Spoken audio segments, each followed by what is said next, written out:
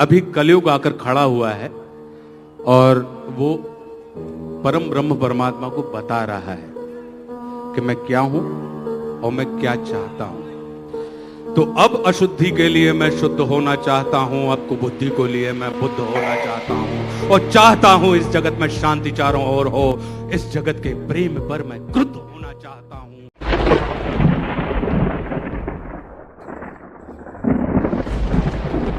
दोस्तों, आखिर कैसे हुआ था कलयुग के सबसे बड़े राक्षस कली पुरुष का जन्म? क्या कली पुरुष यहाँ हम इंसानों के बीच मौजूद है? कैसा दिखता है कली पुरुष और उसका अंत कैसे होगा? कली पुरुष, जिसे कलयुग का सबसे बड़ा राक्षस कहा जाता है, जिसको मारने के लिए स्वयं भगवान विष्णु 10वें अवतार के रूप में जन्म लेंगे और वो अवतार होगा कल्कि अवतार। लेकिन ये जानना भी बेहद जरूरी है कि आखिर कलयुग के सबसे बड़े राक्षस कली पुरुष का जन्म कैसे हुआ। उसके जन्म के रहस्य को जानने के लिए सनातनी टेल्स चैनल की इस वीडियो को शुरू से अंत तक जरूर देखिए और वीडियो को लाइक करके चैनल को सब्सक्राइब जरूर कर लीजिए। कली पुरुष के जन्म के रहस्य को जानने के लिए हमें सतयुग में जाना होगा। एक बार महर्षि दुर्वासा इंद्र से मिलने स्वर्ग लोक गए हुए थे, परंतु इंद्रदेव वहां नहीं थे। वो किसी राक्षस का वध करके स्वर्ग लोक ही आए थे। तब महर्षि दुर्वासा ने उनके स्वागत के लिए उन्हें फूलों की माला डाली।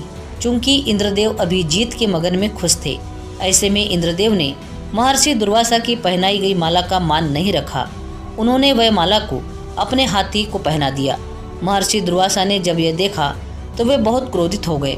उन्होंने श्राप दिया और कहा कि तुमने मेरे उपहार का अपमान किया है। जिस ऐश्वर्य के साथ तुम रहते हो वह ऐश्वर्य तुमसे छीन जाएगा। उसके बाद धन और मान की हानि होने लगी। देवता कमजोर होने लगे। तब सभी देवता भगवान विष्णु के पास पहुँचे। तब भगवान विष्णु ने उन्हें समुद्र मंथन के लिए कहा और साथ ही ये भी कहा कि सभी देवताओं को पुनः स्थापित होने के लिए क्षीर सागर के अमृत की आवश्यकता पड़ेगी। क्योंकि देवता अभी कमजोर थे, इसलिए इंद्रदेव ने असुरों के राजा बलि से समुद्र मंथन के लिए मदद मांगी। पहले तो राजा बलि ने देवताओं को मना कर दिया। वो जानते थे कि देवता असुरों के साथ छल करेंगे, परंतु गुरु शुक्राचार्य के कहने पर राजा बलि इस शर्त पर तैयार हो गए कि जो भी समुद्र मंथन से निकलेगा उसका बंटवारा होगा। इस बात पर देवता मान गए। तब मंदराचल पर्वत को गरुड़ देव ने अपनी चोंच में उठाकर क्षीर सागर में रखा। राक्षसगण वासुकी नाग के मुख की ओर थे और देवतागण पूंछ की ओर, परंतु मंथन बिल्कुल नहीं हो पा रहा था क्योंकि मंदराचल पर्वत का आधार घूम नहीं रहा था। तब भगवान विष्णु ने कछुए का अवतार लेकर मंदराचल पर्वत को अपनी पीठ पर रखा और इस प्रकार मंथन की शुरुआत हुई। उसमें से कई सारे कीमती आभूषणों के साथ सबसे पहले हलाहल नामक विष निकला।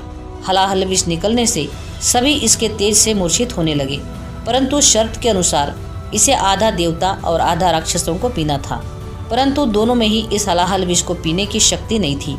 फिर भगवान महादेव ने भगवान विष्णु के कहने पर विषपान किया। भगवान भोलेनाथ ने भगवान विष्णु के कहने पर विषपान तो कर लिया। इस विष के प्रभाव से भोलेनाथ का कंठ नीला पड़ गया और इस वजह से उनका नाम नीलकंठ पड़ गया। और इसी क्रिया में विष की एक बूंद राक्षस कली के मुख में जा गिरी और उस वजह से कली का शरीर खत्म हो गया।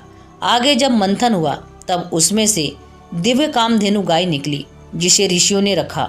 उच्च श्रेवा घोड़ा को राजा बलि ने ग्रहण किया। ऐरावत हाथी को देवताओं के राजा इंद्र ने ग्रहण किया।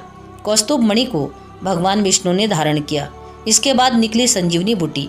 इसे पृथ्वी पर एक सुरक्षित स्थान पर स्थापित किया गया। ये वही संजीवनी बूटी थी जो त्रेता युग में लक्ष्मण को जब शक्ति लगी थी तब दी गई थी। इसके बाद धन संपदा लेकर लक्ष्मी जी निकली। लक्ष्मी जी सभी देवता, ऋषि, मुनि, राक्षस लक्ष्मी जी को देखकर आश्चर्यचकित थे। वे सभी लक्ष्मी जी को अपने पास रखना चाहते थे, परंतु लक्ष्मी जी ने खुद भगवान विष्णु को ग्रहण कर लिया। उसके बाद निकले चंद्रमा, जिसे भोलेनाथ ने ग्रहण किया। इसके बाद पारिजात वृक्ष और कल्प वृक्ष निकला, जिसे स्वर्ग में स्थापित कर दिया गया। फिर निकली अप्सरा रंभा, जिसे स्वर्ग अप्सरा बनाकर स्वर्ग में रखा गया। इसके बाद निकली वारुणी देवी, यानी शराब की तरह नशे वाली, जिन्हें असुरों ने ले लिया। और अंत में भगवान धन्वंतरी अपने हाथों में अमृत कलश लेकर निकले। इसी अमृत की छीना झपटी में कुछ बूंदे समुद्र में जा गिरी, जो उज्जैन, नासिक और इलाहाबाद में गिरी।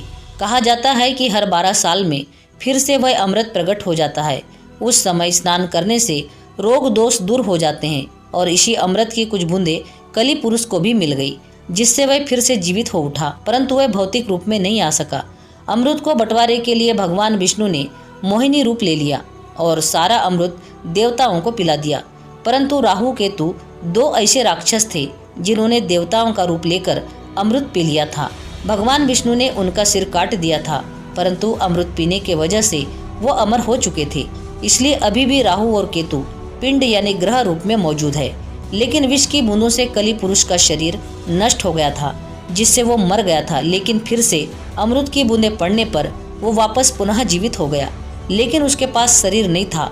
कली पुरुष अभी भौतिक रूप में नहीं आया है, परंतु वो अपनी शक्तियों से इंसान पर काबू पा सकता है। काम, क्रोध और मद, लोभ ये कली राक्षस के हथियार है। कली राक्षस की माया इतनी पावरफुल है कि उससे बचना बहुत ही मुश्किल है। कली राक्षस बहुत ही शक्तिशाली है। दोस्तों, कलयुग के अंत में वो भौतिक रूप में आ जाएगा। तब वो पाताल लोक से असुरी शक्तियों को आजाद करके इंसानों पर राज करेगा। तब भगवान विष्णु का कल्कि अवतार होगा, जो 64 गुणों से लिप्त एक माहिर योद्धा होगा, जो अब तक के शक्तिशाली राजा कली पुरुष से लड़ेंगे और इंसानों को उनके प्रभाव से मुक्त करेंगे। परंतु इस युद्ध में कली पुरुष के तरफ से इंसान भी लड़ेंगे, क्योंकि तब तक धर्म पूरी तरह से नष्ट हो जाएगा। इंसान भगवान को पहचान नहीं पाएंगे, परंतु अंत में सब ठीक हो जाएगा और कली पुरुष को भगवान कल के द्वारा मार दिया जाएगा और तब होगा कलयुग का अंत।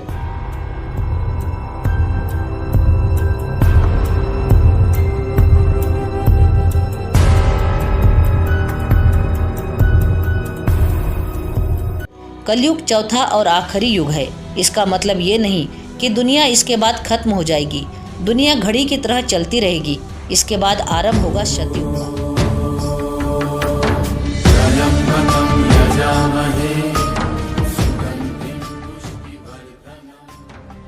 फिर उसके बाद त्रेतायुग,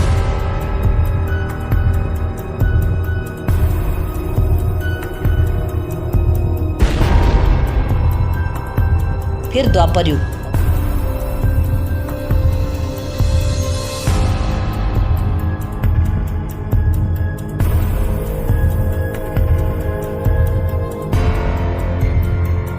और फिर कलयुग।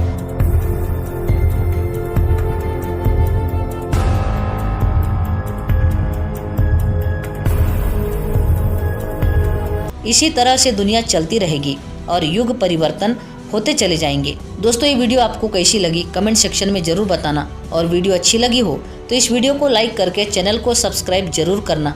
पूरा वीडियो देखने के लिए आपका बहुत बहुत धन्यवाद।